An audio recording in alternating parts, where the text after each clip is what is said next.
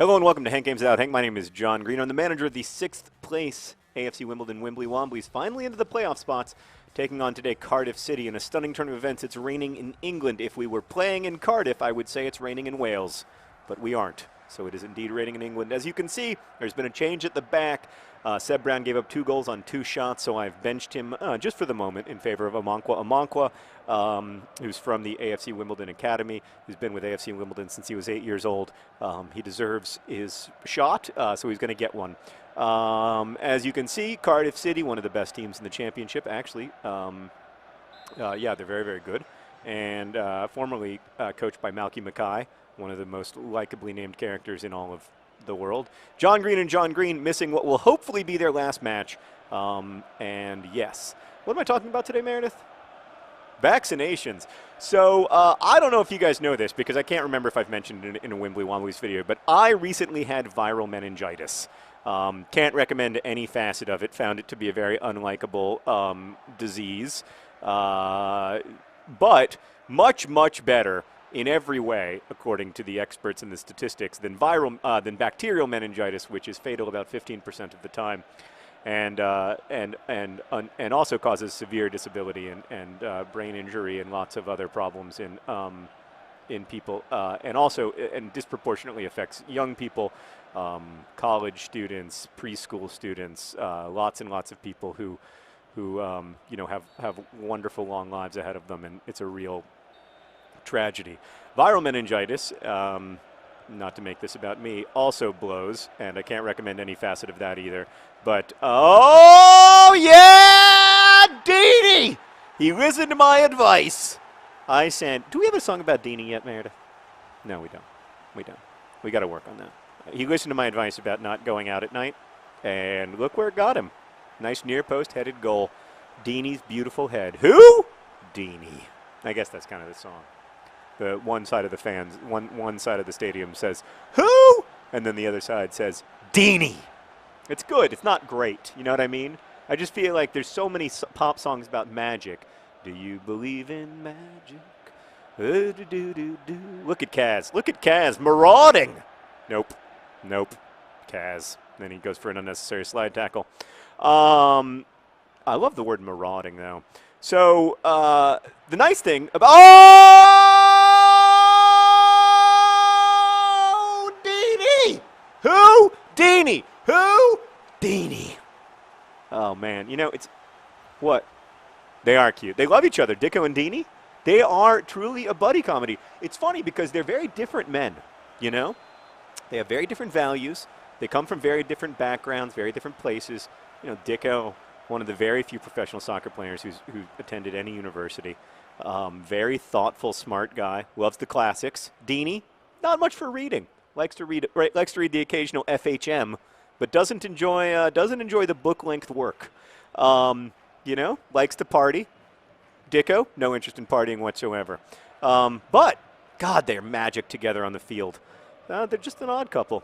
One of them's clean, one of them's dirty, one of them's serious, one of them's funny. But man, on the football pitch, they are magic. Man, oh, look at that beautiful unnecessary slide tackle. I could not imagine a less necessary slide tackle. The great thing about bacterial meningitis is that there is a vaccine for it now that has saved many, many, many lives, and would save even more if it were more widely used.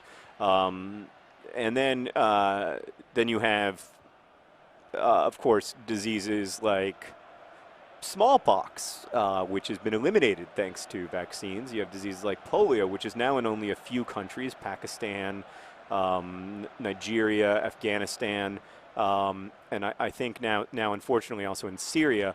But that's been basically, restricted to very small parts of the world thanks to vaccines. Vaccines have saved billions of human lives, which, some people would say like, oh, well, it's led to overpopulation, which, first off, no. Secondly, even if that, the truth is that when people, when people aren't losing their kids to communicable diseases, they choose to have fewer children, and population growth slows. It doesn't speed up. So in every possible way, for the world economy, for the lives of individuals, for the lives of families and communities, vaccines have been good. In fact, I think maybe one of the greatest achievements in the history of the human species, next to K. St. Luce's cross that he's about to give to God. Joe! Offside! If you just look at this, if he just dodged the ball, he just had the ball not hit him, it would have gone directly into the goal. But instead, he makes an incredibly good offside save there, Deeney. Not Deeney's best shining moment. That was going to be a great goal for, I think, Kaz, who desperately needs some action, both in terms of goals and other. Kaz was just telling us about his trials and tribulations with his virginity, but that's another story. I told him that virginity is a made-up concept and he should get over himself. Can I get a foul, please? Can you call that back? Because there was a foul. Oh! Anyway, they played the advantage so that I could kick the ball out of bounds. Yeah, vaccines have saved billions of human lives and have been one of the great, I think a bigger public health success than antibiotics. I mean, probably the greatest public health success in the history of our species. These viruses that were responsible for most deaths are now basically, we have much less to fear from them, and that goes for everything from and then we even have vaccines that can cut your risk of cancer. The HPV vaccine will save many lives of people who otherwise would have died of ovarian cancer or uterine cancer, and these are wonderful things to be celebrated. I think because vaccines are an active intervention, because it's something that we choose to do instead of something that feels passive, not doing anything. There has been a lot of sort of anti-vaccine, or I think this is part of it. There's been a lot of anti-vaccine sort of narratives over the years. Anyone who's spent any time in the developing world, I think, it's very difficult to argue against measles vaccines and mumps vaccines, and these are things that save. If you see a kid die of measles, or you see a kid die of a diarrheal illness that could be prevented by a rotavirus vaccine that costs $3.50 and is perfectly safe, you don't have a lot of sympathy for. I'm in the middle of a very serious thing, Deanie. You don't have a lot of sympathy for people who make arguments that vaccines are unsafe because first off, they are safe. Secondly, rotavirus definitely isn't safe. Beautiful goal from Deanie, by the way. And it's now 3-0. That was Deanie's hat trick, and I talked over it instead of celebrating with him, and that's going to hurt his feelings. Probably going to have to get him a birthday cake to cheer him up. Or booze. Well, it'll be a booze-soaked birthday cake. He likes the rum cake. Deanie. I find that he really likes rum drinks, which I just think is disgusting. Off topic. I just find it's so rich. Like he's always drinking like pina coladas and stuff. I'm like, how do you stay in shape? He is a bigger gentleman as professional footballers go. But he's just, yeah. He's not, I have to say, personally, I'm much more like Dicko. Like if I were going to choose to have dinner with someone, I would choose to have dinner with Dicko. In fact, this week I'm going to have dinner at Dicko's house with his wife and kids, which I'm excited about. Because his kids are about the same age as I am. Like, I just feel like Dicko and I have very similar lives, whereas Deanie, that's I never really had his life. But insofar as I did, it was in my early 20s. To be fair, Deanie's only 23, so like, of course, he's out there doing fun stuff. Leonardo Mora, by the way, is exhausted. Can't get back on defense. Leonardo Mora can't. Oh, man, that's tough to see. Leonardo Mora really suffering defensively. He just doesn't seem to have the speed. That's a shame. But what we need is speed. We have a need for speed on our team, so we're going to bring in Buckminster Fuller there. We're also going to, now that Deanie has his hat trick, we're going to take off Deanie and Dicko And we're going to bring on, maybe for the last time as Wimbly Womblys, these boots were made for Strutton and Green Eggs and Sheringham, who've been such an important part of our success as Wimbly Wombly supporters. But at the same time, they both want to move on. I'm sorry, Leonardo Mora, but you had a nice. Mora had a really good game back from injury, but he just was slowing up a lot there at the end, and we can't afford that. So we're going to make all 3 substitutions at once, like the pros do, and see how it goes. Green Eggs and Sheringham and these boots were made for Strutton. Both came to me and requested transfers in the last couple weeks because they aren't playing because of the astonishing success of Dini and Dicko, the amazing, wonderful, and they're very happy for Dini and Dicko, but they need to be playing football if they're going to be professional football players, and I am sympathetic to that, and I understand that this is a business as well as a family, so if they want to move on, they're certainly welcome to. Now, they'll always have a home at the Wimbly Womblys until and unless they don't play football anymore. Oh gosh, everything worked out better than expected. Amankwa, AFC Wimbledon Academy graduate with a beautiful save there. That was Amankwa-esque. You got to say that was reminiscent of when Seb Brown saved 2 penalties against Manchester City to win us the FA Cup. Yeah. So about vaccines though,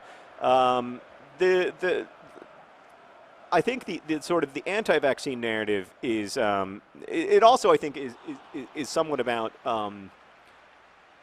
vaccines being somehow unnatural, which they are in some ways. But again, when you've seen what rotavirus does in the developing world, like a $3.50 rotavirus vaccine is not just a good thing; it's a miracle. And that also goes for, I mean, it's astonishing to me to see measles outbreaks and that sort of thing in the U.S. We can treat measles, so I guess it's okay. I mean, a child is getting unnecessarily sick, which is always a shame, and there's expenses associated with that are far higher than the expenses of just vaccinating. But it's especially a shame in the developing world because there, in a lot of places, measles is much harder to treat. Mumps. Measles can be fatal for kids, and it's just a totally unnecessary death. And seeing people die unnecessarily is infuriating to me. So that's my argument for vaccines, is that they prevent unnecessary deaths, especially the unnecessary death of children, which is forgetting the human cost. Like, I think the most important thing that we can do as people is to allow our kids to grow up healthy, and vaccines dramatically increase the chances that your kids will grow up healthy. Whether you're in Ethiopia, like the families that I met who were getting the rotavirus vaccine, or whether you're in, again, I made a save when I was offside. That's my specialty, the offside save. Whether you're like the families I met in Ethiopia who have had to had to work for decades to get these, to us, very inexpensive vaccines available in their communities, or whether you're in the U.S. and they're sort of readily available through insurers and extremely inexpensive relative to GDP or whatever. So yeah, that's my take. I was really hoping that Green Eggs and Sheringham or these boots were made for Strutton would get a goal. But let's pause to be grateful for their many gifts to the Wimbly Womblys over the years. It's been a wonderful run. Maybe we'll see them again, but we may not. And if we don't, then we're very grateful for all they did to get us out of League Two into the championship. We wish them the best in their future. A hat trick from beautiful Houdini. Houdini. Amankwa gets a wonderful clean sheet, and all is well in the world of the Wimbly Womblys. Thank you for watching. Best wishes.